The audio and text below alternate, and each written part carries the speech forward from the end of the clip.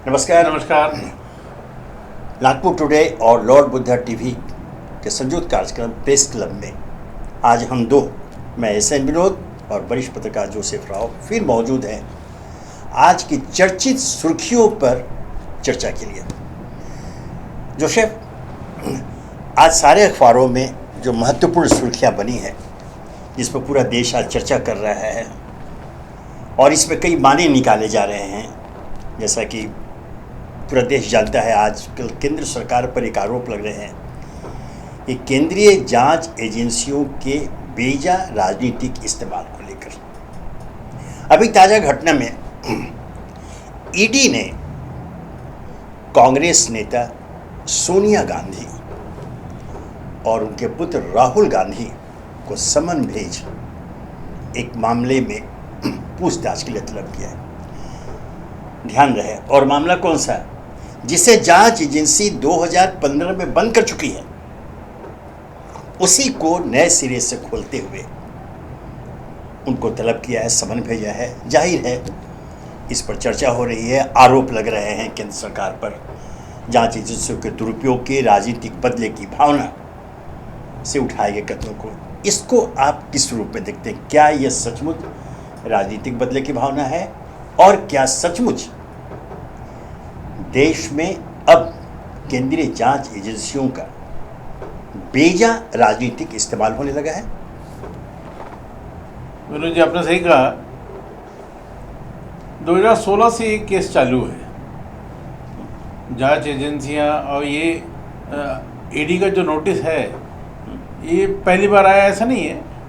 इस कांग्रेस की जो प्रथम जो फैमिली है, फर्स्ट फैमिली जो है, ये दोनों को परेशान करने के लिए बार बार इस तरह के बीच बीच में ये हथकंडे अपनाए जाते हैं। अभी ये नया नोटिस उनको इशू हुआ है, जारी हुआ है, और ये ऐसे समय जब अभी राज्यसभा के इलेक्शन है, सब लोग अपनी तैयारी में जुटे हुए हैं, पार्टी अपनी तैयारी में है, उनकी भी पार्टी अपनी तैयारी में जुटी हुई है, और ये ईडी का समन्स फिर से एक बार उनको भेजा गया है, जिसमें 8 तारीख को जो है वो सोनिया गांधी खुद अपीयर होने के लिए उन्होंने माना है।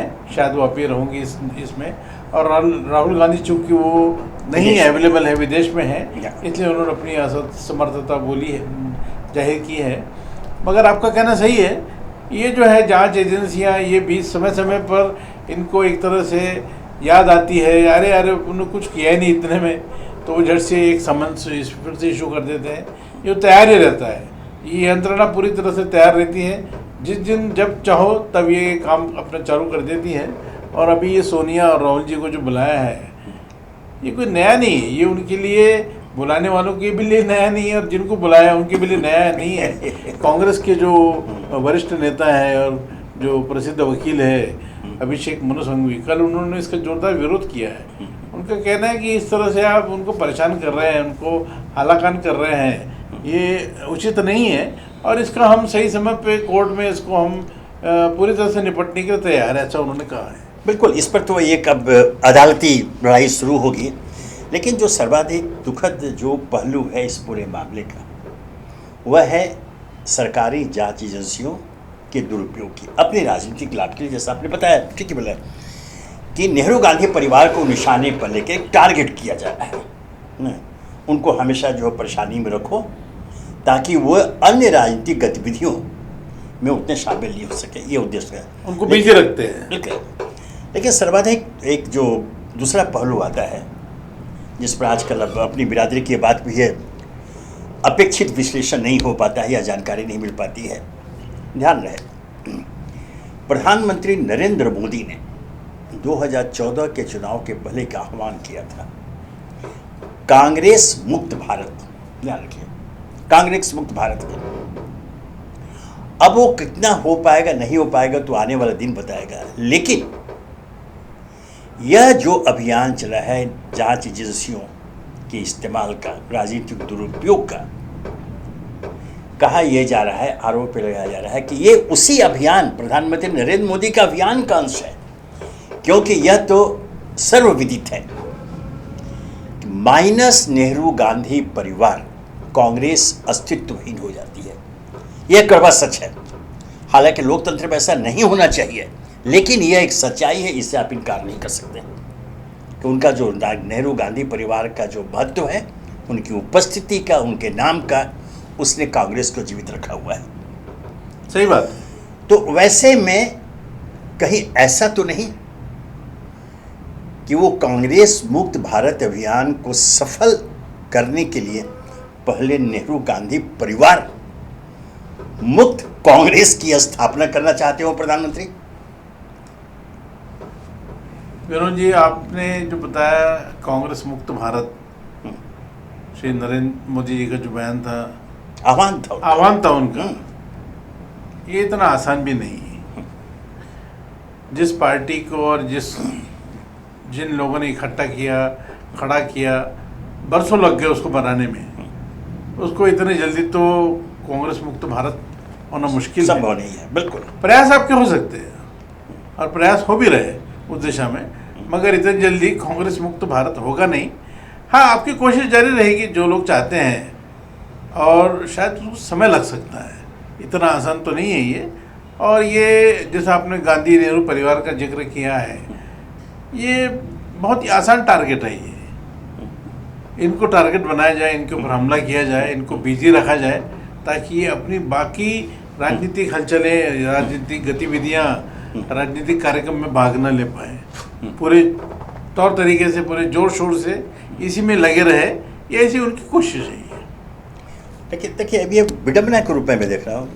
आपको ध्यान में होगा कि 1967 में जब एक कांग्रेस विरोधी लहर चली थी और 1967 के चुनाव के बाद अनेक राज्यों में गैर कांग्रेसी सरकारें स्थापित हुई थी, इंदिरा गांधी प्रधानमंत्री थी।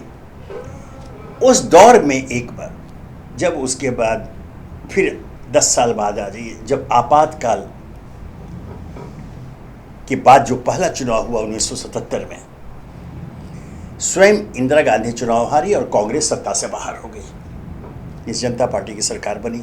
उसमें गृह मंत्री चौधरी चरण सिंह को याद होगा, वो थोड़े हठी प्रकृति के थे, जिद्दी थे।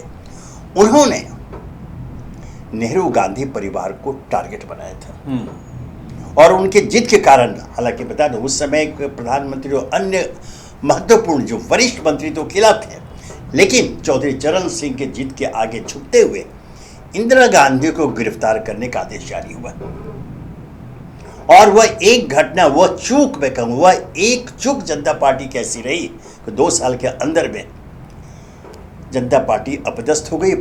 फिर दोबारा कांग्रेस शासन में आई और इंदिरा गांधी प्रधानमंत्री बनी। ये इतिहास में दर्ज है। मुझे आश्चर्य लगता है कि आपको भी लगता होगा, क्या इतिहास से सबक लेना ये मौजूदा केंद्र सरकार भूल गई है? क्योंकि ऐसा तो लगता है इसे इतिहास फिर दोहराएगा अगर ऐसे कदम बार बार उठाते रहे, जो कि अभी कहा गया। क्योंकि शुरुआत है, ये जो समन भेज कर तलब करना सोनिया गांधी, राहुल गांधी, यह यही समाप्त नहीं होगा। इससे आगे भी ईडी कदम उठाएगी, सरकार कदम उठाएगी उन्हें तब तंग करने के लिए। कोई आश्चर्य नहीं कि उनकी गिरफ्तारी भी हो जाए। लेकिन जैसे मैंने इतिहास के पन्नों को पलटने की बात की, कहीं ऐसा न हो कि आप शायद आपको लगता है कि 1977 फिर दोहरा दिया जाए। देखिए, जैसे आपने जिक्र किया चौधरी चरण सिंह का, चौधरी चरण सिंह का जो एकमात्र कदम था इनको इंदिरा जी को अरेस्ट करना, गिरफ्तार करना, उससे सारी सिंपैथी जो है, सारी सहानुभूति इंदिरा जी के साथ, इंदिरा और कांग्रेस के साथ चली गई। अगर ये इस तरह की गलती होती है कि आप सोनिया जी को अरेस्ट करें या ऐसा कुछ कदम उठाए, सारी सिंपैथी उनके साथ आ जाएगी। ये बूमरैंग हो सकता है। मतलब इससे आप सहमत हैं? हाँ, सहमत है कि ये सरकार का एक अविवेकपूर्ण निर्णय है और अगर इसे अमली जामा पहनाया जाता है, जो सम्मान हम व्यक्त कर रहे हैं आगे की कार्रवाई को लेकर, तो उसका राजनीतिक लाभ कांग्रेस को ही मिलेगा। कांग्रेस को ही मिलेगा। ठीक है। अब एक दूसरी खबर की ओर जाए, बड़ा विचित्र है, जो महाराष्ट्र से संबंधित है। पिछले दिनों की जो घटना हुई थी मुंबई में, प्रसिद्ध उद्योगपति मुकेश अंबानी के घर के बाहर हथियारों से लदी गाड़ी मिली थी। उस मामले में पुलिस अधिकारी वाजे गिरफ्तार हुआ, बर्खास्त भी हुआ, अभी जेल में है। अभी एक जो खबर आई, उसने न्यायालय से अपील किया, स्वीकार किया कि वह सरकारी गवाह बनने को तैयार है। सवाल उसी मामले याद होगा, अनिल देशमुख जो यहाँ के मंत्री थे, उनकी गिरफ्तारी भी हुई थी। उस मामले में भी बाजे पहले निलंबित हुआ, फिर बर्खास्त हुआ। तो अब कुछ शर्तों के साथ ही सही अदालत ने उसे इस बात की अनुमति दे दी है। तो क्या यह नहीं लगता कि एक भ्रष्ट पुलिस अधिकारी, प्रमाणित भ्रष्ट पुलिस अधिकारी, जिसका सारा का सारा चरित्र संदिग्ध रहा, मुकेश अंबानी के मामले में जो सारी बातें जो बाहर आई, वसूली से लेकर के भयभीत करने के मामले में, वैसे अधिकारी को अगर सरकारी गवाह बनाया जाता है तो उनके वो गवाह के रूप में जो बातें बताएगा उसे कितना सही और विश्वसनीय माना जा सकता है? देखिए, सचिन वजह के सरकारी गवाह या प्रूवर बनने से ये अनिल देशमुख की परेशानी बढ़ाने के लिए ये सब किया जा रहा है। उनके जेल से छूटने के आसार भी नज़र आ रहे थे। हाँ। क्योंकि सुप्रीम कोर्ट ने कहा कि आप हाई कोर्ट में जाइए और वहाँ आप अप्लाई कीजिए बेल के लिए। और अब ये नई जो घटनाक्रम है, इसमें सचिन वजह को सरकारी गवाह के रूप में कोर्ट ने मान्यता दी है। अब सचिन वजह के मुंह से क्या क्या सच्चाई निकलती है या क्या क्या वो उगलते हैं, कितना सच बोलते कितना झूठ बोलते हैं, ये सब उसको डिपेंड करेगा आने वाले दिनों में जब इसकी क्रॉस एग्जामिन होगा इनका जी। मगर फिलहाल जो दिखता है मुझे, एक बहुत सोची समझी साजिश है और सचिन वजह को सरकारी गवाह बना के अनिल देशमुख को कुछ दिन और जेल के शिक्षों के पीछे रखने का एक प्रयास इसी में राव से मैं जानना चाहूँगा, ये साजिश कौन रच रहा है और क्यों रच रहा है?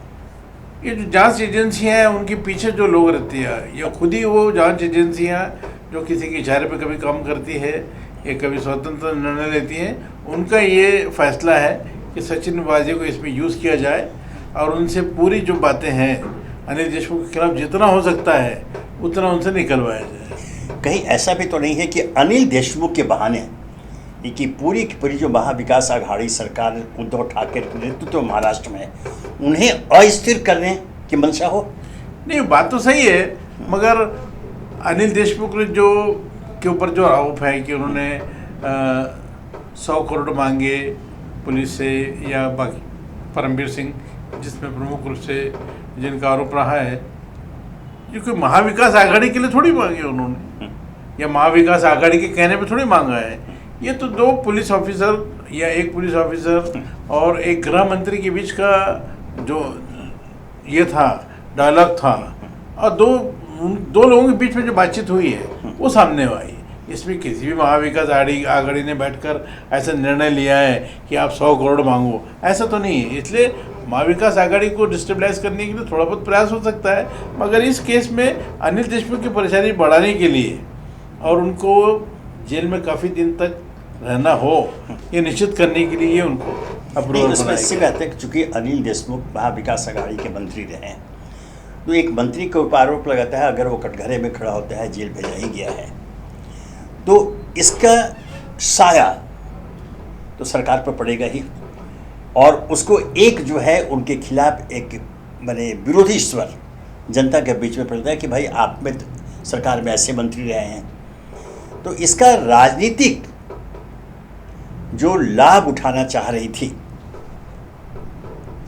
अन्य पार्टियां, शायद उन्हें निराशा होगी अगर वजह का बयान आता है और गवाह के रूप में पता नहीं क्या क्या बातें बोलेगा। मैंने विश्वसनीयता की बात कही, वो कितने सच बोलेगा कितना झूठ बोलेगा कहना मुश्किल है, लेकिन वह एक विश्वसनीय गवाह तो नहीं ही साबित होगा, यह तो तय है। ये तो तय है ना।